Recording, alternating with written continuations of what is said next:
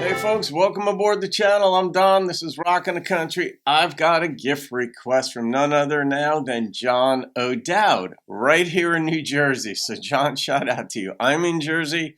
John's in Jersey. If you're new to the channel, welcome. And yes, we do like country music up here in New Jersey. We even like traditional country music, and which is what I feature on the channel predominantly. And John made a gift to the channel, so thank you, John, for the gift and the request of a new artist to me and likely to many here, Karen Tobin, Love from a Heart of Stone. Yeah. So we're gonna find out. Maybe this is like this really beautiful, beautiful thing. Because if you're getting love from a heart of stone, maybe the heart is opening or something. But let's find out. Anytime you see a title, I'm not the only one who does this. You guys do it too. Everybody does it. You see the title of a song and you're like, all right, is this going to be depressing? Is this going to be happy? Is it going to be bubblegummy? Is it going to be poignant? Like you try a ballad, up-tempo. We all form ideas kind of quickly in our head, which can work against us too. But let's find out what this is. I haven't got any idea where we're going. I think it's going to have piano in it, though. That's just my guess.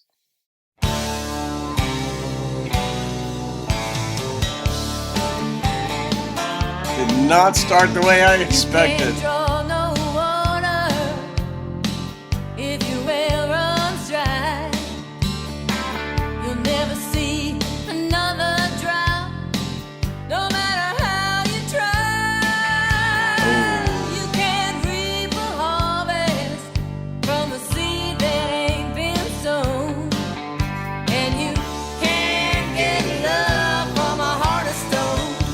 That's rough.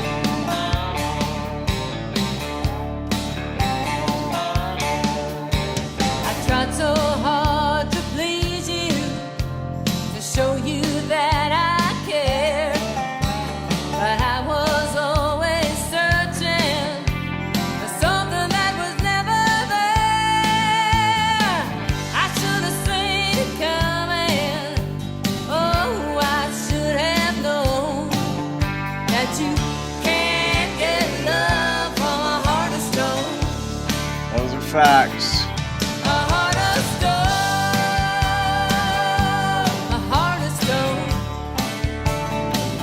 Where's she from, John? Can't get love from a heart of stone.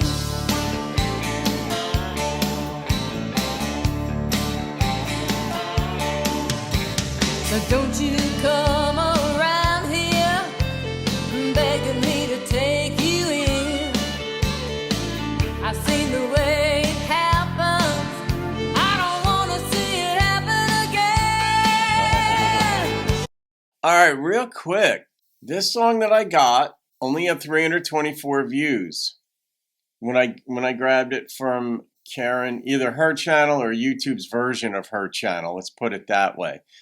But I think I saw that it was from like 1981 or something like that. So that would explain the lack of views for the most part. But this song would strike me as having been worthy of radio play and therefore possibly, a top 20 hit or top 10 hit or something like that. It's got that kind of groove. So I wonder where this landed, if it landed on the charts at all, or what Karen's story is. I'm sure you'll provide that. John and Jeff Cather seems to know all this stuff too. So let's see where we go. I know what you're thinking. I know what you want, but you can't get love from a heart of stone. A heart of stone. A heart of stone. You know you can't get love from a heart of stone. A heart of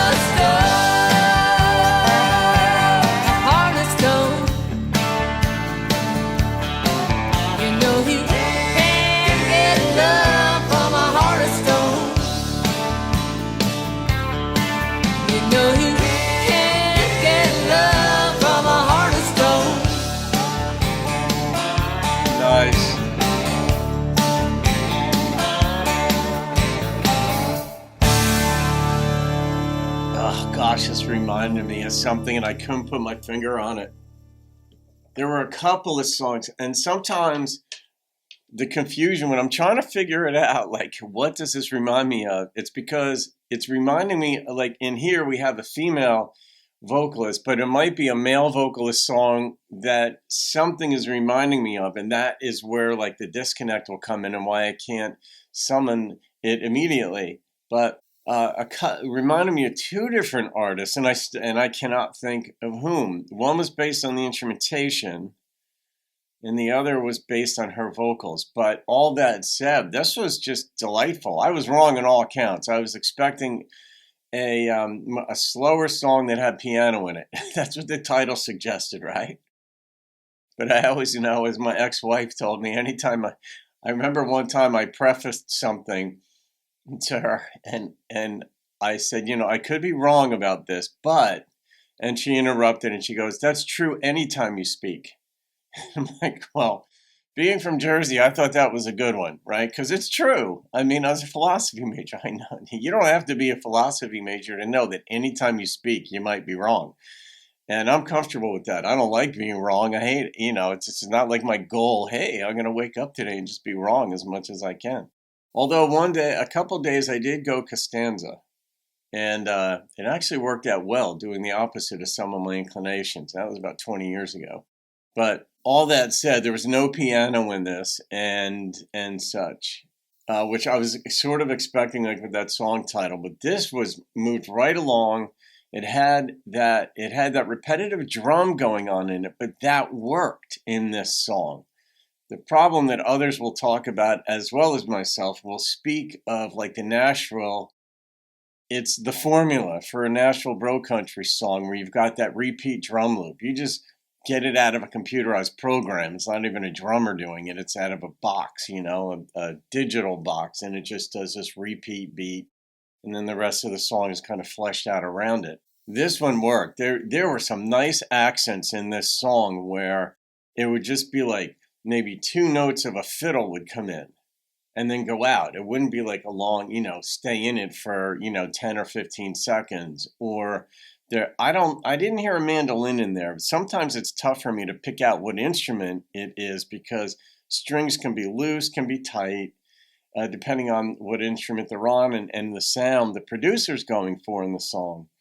But there were a couple of nice accents in there that were just quick in and quick out. And I'm like, oh, that was nice. And then there was backing once or twice.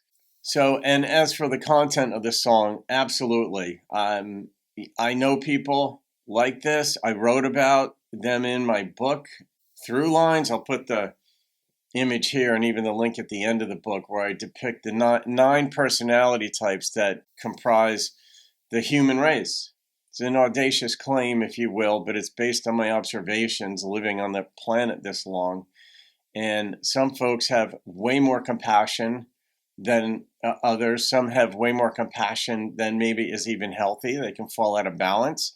I happen to be among them, and I know this. And then I know other folks, and I'm thinking of one person in particular, a gentleman who fit this song. And you're like there are people who just are so disconnected from others that they basically just take from them, and they don't give, they don't look to give, and they don't think that they're being seen for that. It's just in them to live a certain way, and they don't change their entire lives. It's very hard, when a person is that way. Some people can be like stone cold momentarily. Bad day, bad time in life, what have you. But some folks, as I say in my book, whatever personality we're born with, it stays with us. That's why I titled the book Through Line, because that's your through line from birth to death. And you may have to fight some of the ways in which you were born just so that you could get along with people better. And some people wage that battle. And others have to battle themselves more so that they're in balance for themselves. Other people, though, they have to battle themselves just so that they can get along with people better. but then there are people who don't wage that battle. They just don't care. And those are frightening people. I call them takers, and another category is narcissists. And they're different, but neither really cares about how they relate to others and the impact it has on them. And that's this song right here, Love from a Heart of Stone. So, and I liked her voice. I liked the way she just moved right along with it. I would be surprised if this wasn't a pretty big hit, if it didn't climb somewhere on the charts. So, all right, John, I'm going to rate this one. And, all right, I go with the first number, and it's a 9.0. Look how much it got me talking, and it hit right in my wheelhouse. I love talking about this stuff, so that's going in the playlist of songs of 9 and above. All right, John, thank you again. Have a great day, folks. See you on another video, and keep rocking the country.